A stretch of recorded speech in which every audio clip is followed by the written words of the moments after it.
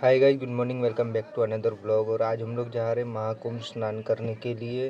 तो हम लोग सुबह सुबह रेडी हो गए थे 5 बजे कि हम लोग को 7 बजे का ट्रेन पकड़ना था मुंबई के लिए, क्योंकि डायरेक्ट यहाँ से प्रयागराज के लिए ट्रेन नहीं था वापस। वो रहता है तो वीक में एक बार रहता है। तो हम लोग यहाँ से दादर तक गए, दादर से फिर लोकमान्य तिलक टू प्रयागराज डायरेक्ट वहाँ से हम लोग ने पकड़ लिया था। 20 घंटे का सफ़र था। बहुत एंजॉय किया, छोटे छोटे बच्चे हम लोग ने देखे और भी तरह तरह के लोग देखे। और यहाँ तक हम लोग सुबह उतर चुके थे 12:30 बजे प्रयागराज से पहले ही हम लोग ने नैनी जंक्शन करके वहाँ उतरा था। तो वहाँ से फिर 4 या 5 किलोमीटर के अराउंड में था। ई रिक्शा वाले आप लोग को बोलेंगे कि 50 या 100 लगेगा, पर आप लोग को नैनी जंक्शन से अरई घाट के लिए बोलना है 20 या 30 ही देंगे। तो चलना है। कितना दूर है यहाँ पे घाट?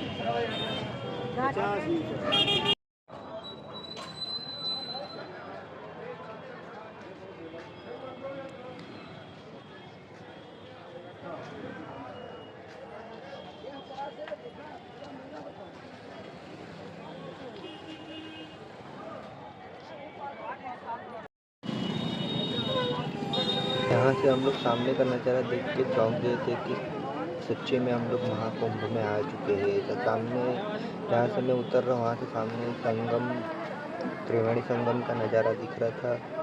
तो बहुत ही अच्छा लग रहा था देख।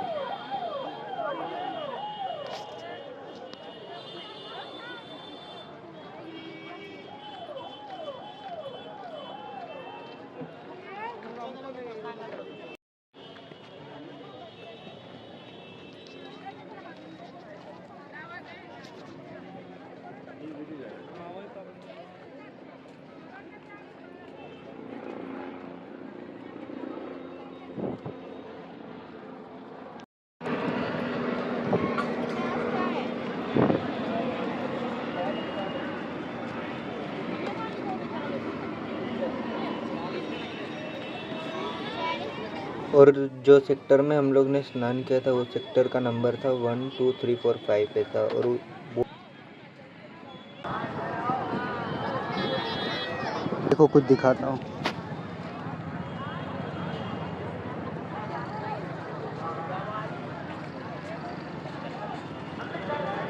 पूरा घाट का नज़ारा।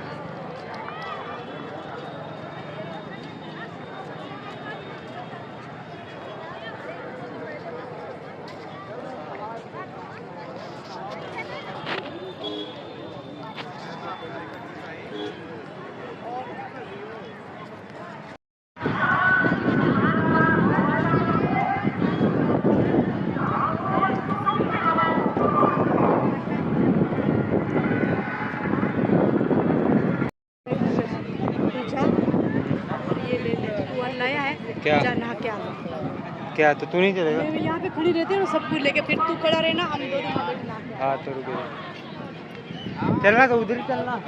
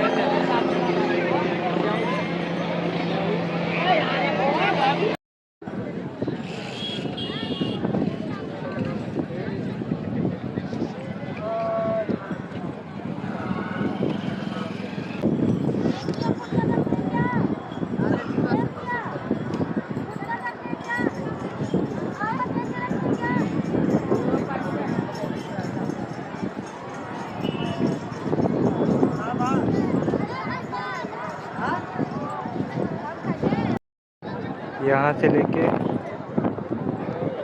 यहाँ तक ये पूरा खाने के लिए लाइन लगा हुआ है।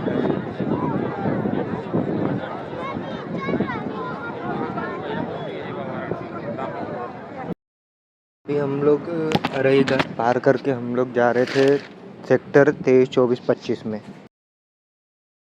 अगर आप लोग का बोट से बड़े हनुमान जी की मूर्ति तक का जाने का मन है तो वहाँ के बोट वाले आप लोग को बोलेंगे कि 100 या 200 रुपये लगेगा, पर आप लोग को उतना नहीं देना, जितना हो सके बार्गेनिंग करने का। क्योंकि बार्गेनिंग करने से अपना फ़ायदा होता है। कि किराया पूरा लिया है तो पूरा घुमा के ले जाएंगे।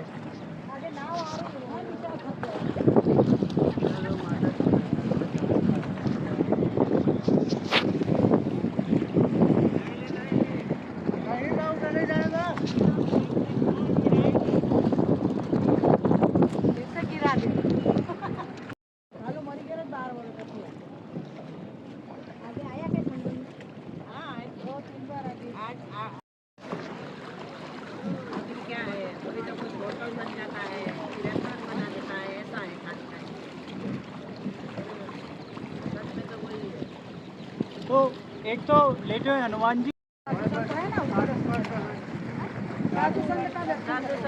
अखाड़ा अखाड़ा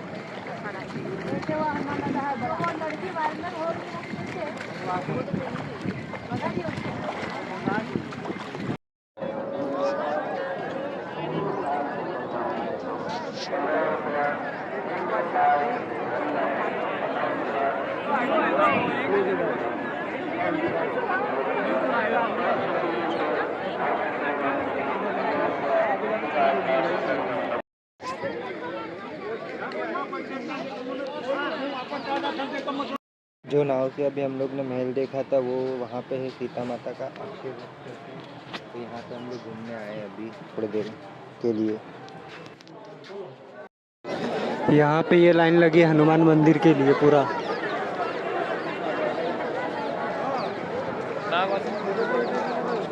उधर बैक साइड में डिजिटल कुंभ महाकुंभ भी है, वो भी देखने जाना है अभी।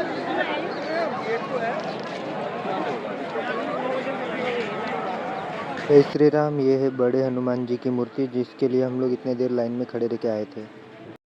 ये रहा डिजिटल महाकुंभ जिसके लिए भी हम लोगों ने बहुत देर तक लाइन में खड़े रहे, उसके बाद नंबर आया था। फिर भी बहुत एंजॉय किया था। अंदर में देखो अभी के वीडियो में लगा रहा हूँ।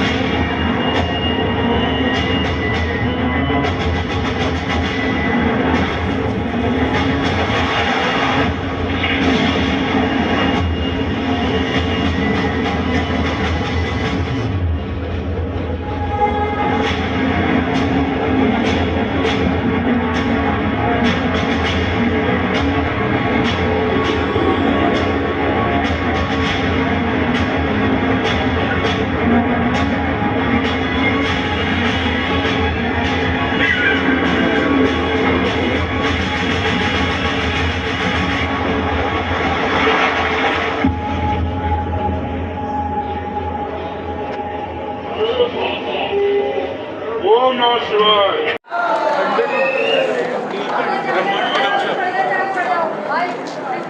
अंदर आओ, चलो पर्दा बंद करना है।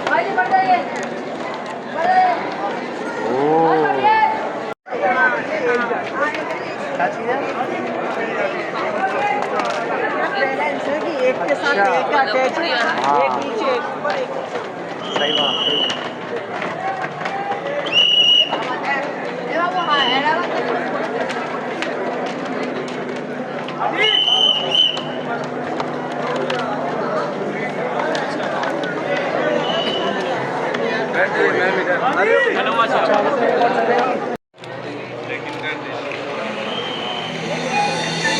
सृष्टि के प्रादुर्भाव के साथ ही प्रकाश अंधकार, सत्य असत्य और धर्म अधर्म का शाश्वत संघर्ष भी आरंभ हो गया।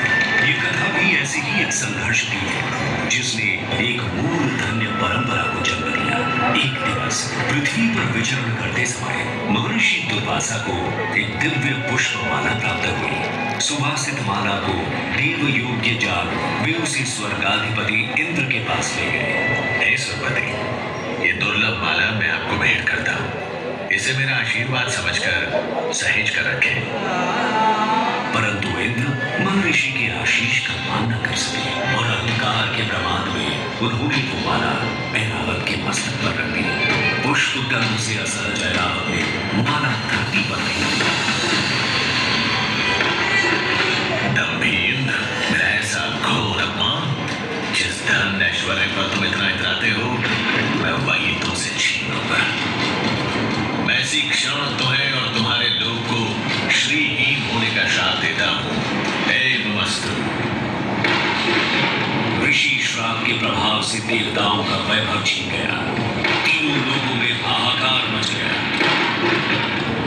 देवों की शक्ति क्षीण होते ही दानवों ने देवलोक पर आक्रमण कर दिया। घोर देव असुर संग्राम के पश्चात स्वर्गलोक दानवों के अधीन हो गया। पतित पराजित देवगण त्राहिमाम करते श्री हरि विष्णु की शरण में पहुंचे। प्रभु, तीनों लोगों पर संकट है, हमें इस श्राप से मुक्ति दिलाइए। देवराज, इस संकट का समाधान सागर मंथन है, परंतु मंथन तभी सफल होगा जब देवता और दानव मिलकर प्रयास करेंगे। ये कैसे संभव होगा नाथ?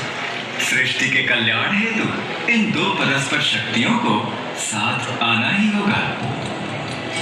हरि आज्ञा से मंथन आरंभ किया गया। मंदराचल पर्वत को मल्हारी और नाग वासुकी को देती बनाकर दानव और देव समुद्र को मथने लगे। मंथन आरंभ होने के कुछ समय बाद ही हर ओर अंधकार छा गया। भीषण ताप से सब झुलसने लगा। हे ईश्वर, ये कैसी विपदा है? ये हलाहल विष था, जिसकी भयंकर गंध और ज्वाला से सब नष्ट होने लगा। और तब जीवों की करुण पुकार सुन पशुपति महादेव प्रकट हुए। यदि इस विष को नियंत्रित नहीं किया गया तो प्रलय सुनिश्चित है, परंतु मैं इसके भी बूंद को इस सृष्टि को छूने नहीं दूंगा। महादेव ने विष को अपने कंठ में धारण कर लिया। इस कारण उनका कंठ नीला हो गया और वे नील कंठ कहलाए। महादेव की कृपा से हलाहल विष की ज्वाला शांत हो गई और तीनों लोगों में संतुलन स्थापित हुआ। मंथन पुनः आरंभ हुआ और एक के बाद एक अमूल्य निधियां प्राप्त होने लगी। अंततः अमृत घट लिए धन्वंतरी प्रकट हुए। अधीर हो इंद्र ने धन्वंतरी से कुंभ छीन लिया, परंतु दानव ये कैसे होने देते? देवों और दानवों में अमृत पाने के लिए छीना झपटी शुरू हो गई। इस तरह का अंत करने के लिए श्री हरि को मोहनी रूप ले अवतरित होना पड़ा और उन्होंने बड़ी चतुराई से सारा अमृत देवताओं को पिला उन्हें अमर कर दिया। समर्थ हो देवों ने स्वर्ग पर धर्म का राज पुनः स्थापित किया। परंतु इस सारे प्रकरण में एक विशेष बात और हुई। छीना झपटी में अमृत की चार बूंदें स्वर्गलोक, पाताललोक और पृथ्वी पर आ गई। पृथ्वी पर ये बूंदें प्रयाग, हरिद्वार, उज्जैन और नासिक में गिरी। अमृत से पवित्र हुई धरा तीर्थ बन गई। यही कारण है कि इन स्थानों पर हर 12 वर्षों में कुंभ मेले का आयोजन होता है। समय की अनंत धारा में ये परंपरा अनादिकाल से चली आ रही है। महाकुंभ मेला 2025 में आपका स्वागत है। आइए इस अद्वितीय आध्यात्मिक अनुभव का भाग बने।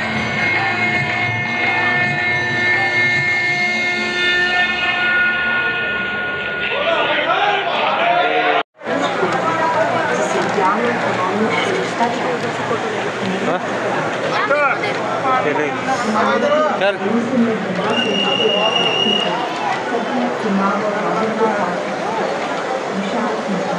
पीछे रह गया। आएंगे उन लोग।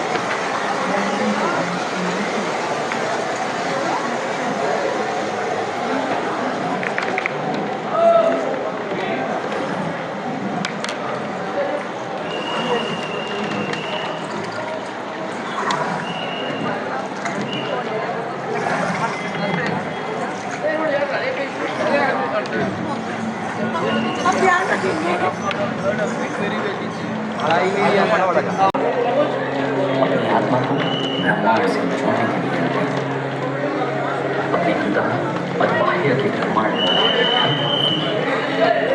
सिर्फ एक प्रतीक्षा करें। सभी आनंद और साक्षात करें शंकर भगवान नहीं दूसरा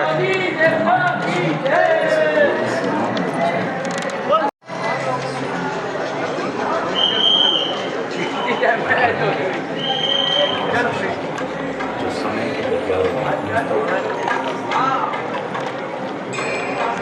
अखंड से उत्पन्न जिसका अर्थ और आज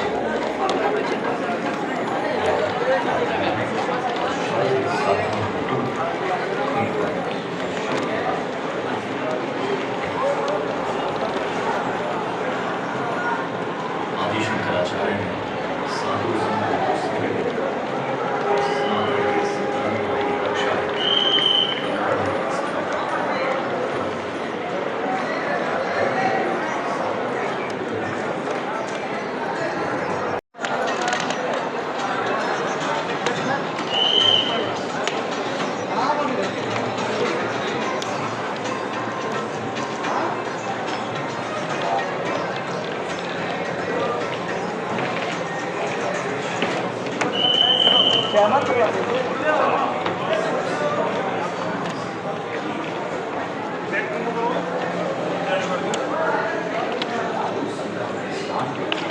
अपने पापों का क्षय